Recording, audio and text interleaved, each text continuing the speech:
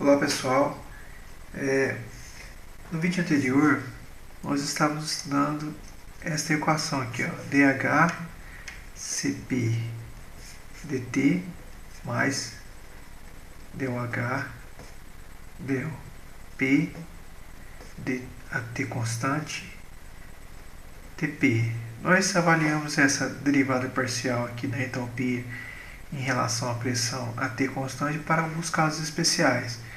Hoje vamos observar essa derivada parcial aqui para o caso de gases reais.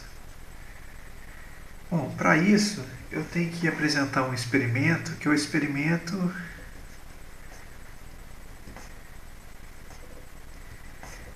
Joule-Thomson.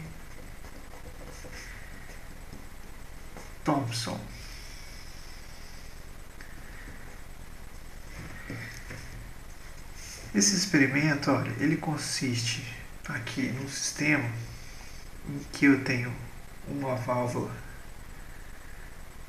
aqui, tem uma válvula. Essa válvula aqui é uma válvula chamada válvula de estrangulamento.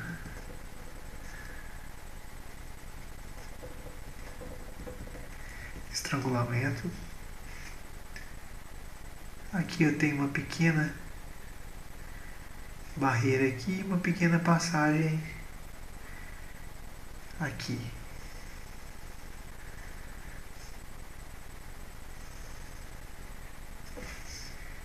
Tenho isso e tenho isso aqui, ó. Aqui eu tenho paredes adiabáticas.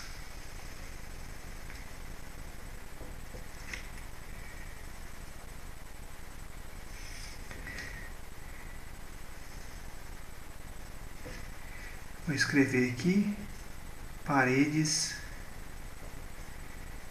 adiabáticas. Ou seja, não permite a troca de energia na forma de calor do sistema com as vizinhanças. Eu tenho aqui um êmbolo móvel, né, uma parede móvel aqui. Aqui eu tenho um gás aqui, a temperatura T1, pressão e volume 1. E claro, se esse êmbolo é móvel, a pressão externa aqui, P1, é igual à pressão do gás aqui, desse lado aqui dessa barreira, né? Tem um termômetro aqui, olha, vou colocar ele aqui assim. Isso é um termômetro, no qual é medida a temperatura. E aqui eu também tenho um outro êmbolo móvel, olha. Esse êmbolo móvel está encostado aqui nessa fronteira aqui, ó. Então não tem gás aqui desse lado. E a pressão do lado direito é P2. Ok?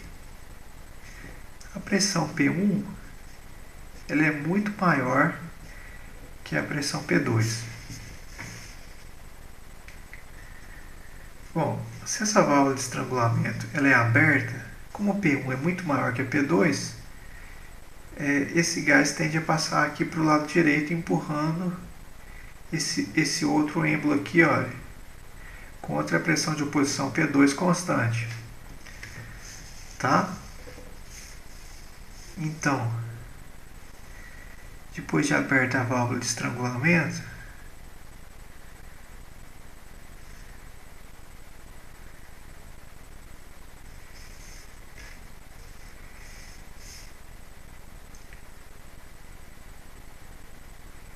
eu tenho... Aqui eu estou exagerando, gente, só para ficar mais claro, né? Que eu tenho aqui essa parede aqui, ela encosta aqui desse lado.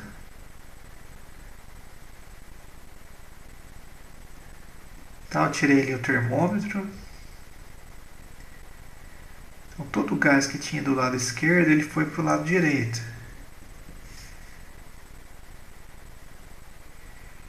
Com isso, desse lado houve uma expansão.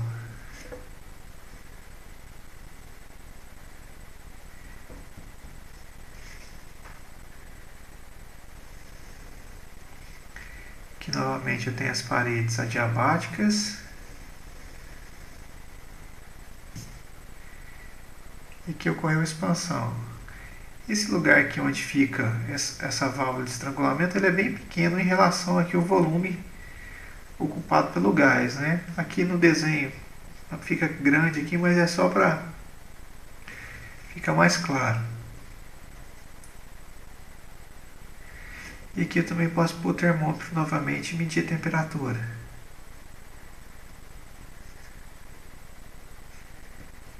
Termômetro.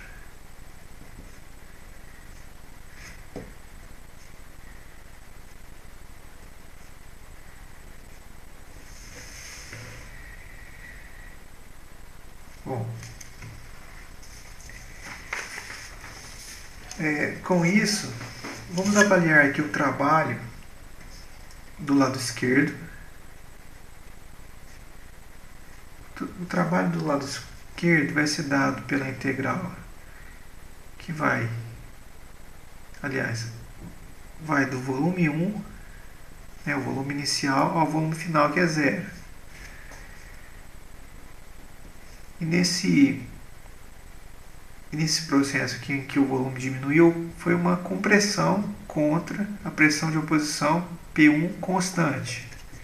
Tá? P1 dV aqui. Então, olha, o trabalho do lado esquerdo ele é igual a P1 V1, resolvendo aqui essa integral. Né? Posso tirar o P1 fora da integral. O trabalho do lado direito, da mesma forma, ele vai do volume 0, olha, observe que aqui o volume era 0, passou para um volume V2. Vou colocar aqui T2, P2 e V2. Passou para um volume V2 e foi uma expansão contra a pressão de oposição constante P2 dV, que é igual a menos P2 V2. Então esse é o trabalho do lado esquerdo e o trabalho do lado direito. O trabalho total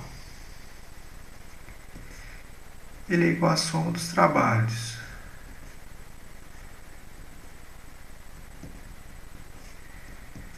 Que é igual a P1 V1 menos P2 V2.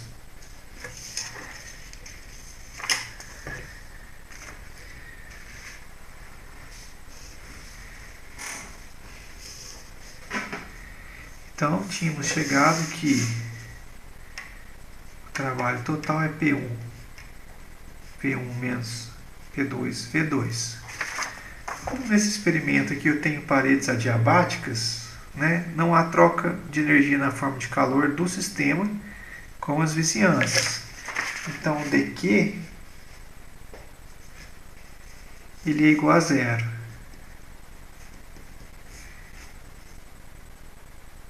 Ok? Então, pelo primeiro princípio da termodinâmica, temos que dU igual a dW. Ou aqui, para uma variação finita, ΔU igual a W. Tá? Mas temos aqui a expressão do W. Então podemos escrever isso aqui dessa forma. Olha. O 2 menos o 1 é igual a P1 V1 menos P2 V2. Essa expressão eu ainda posso rearranjá-la escrevendo o 2 mais P2 V2 menos o 1 menos mais P1 V1. Isso aqui é igual a 0. Isso aqui nada mais é que a definição de entalpia, né? Então eu tenho entalpia 2 menos a entalpia 1. Então eu tenho que nesse processo a variação de entalpia ela é nula, tá? Então esse processo é um processo que ocorre com a entalpia constante. É um processo chamado processo isentálpico.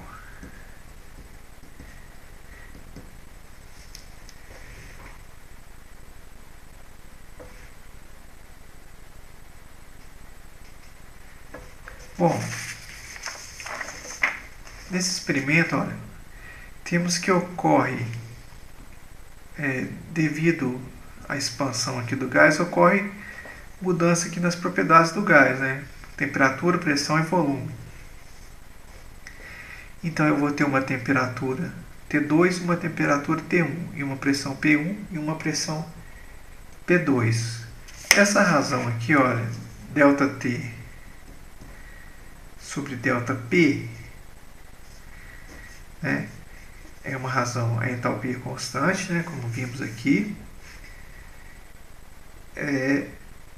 Ela tem um significado, ela tem um nome especial, né? Mais especificamente, no limite do ΔP tendendo a zero, essa quantidade aqui, ΔT, ΔP, com H constante, é a derivada parcial da temperatura em relação à pressão, a entalpia constante, que é chamado de coeficiente de Joule-Thomson, tá? Esse coeficiente de Joule-Thomson, é claro que ele vai ser função da temperatura e da pressão. Então temos valores de coeficiente de Joule-Thomson para uma determinada temperatura e para uma determinada pressão. Ok? Escrever ela aqui, ó, μ Jt é a derivada parcial da temperatura em relação à pressão. Isso é a entalpia constante.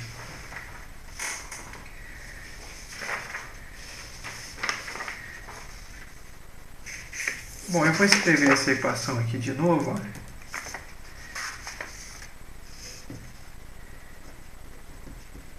dH igual a Cp dt mais dOH, dP, a T constante, dP.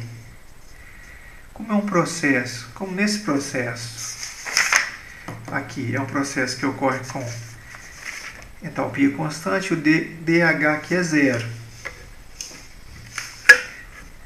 Então eu tenho 0 é igual a Cp dt mais dOH, dP, a T constante, dP.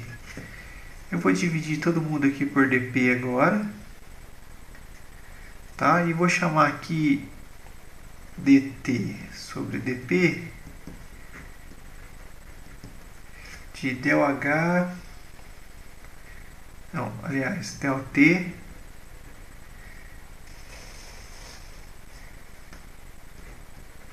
ΔP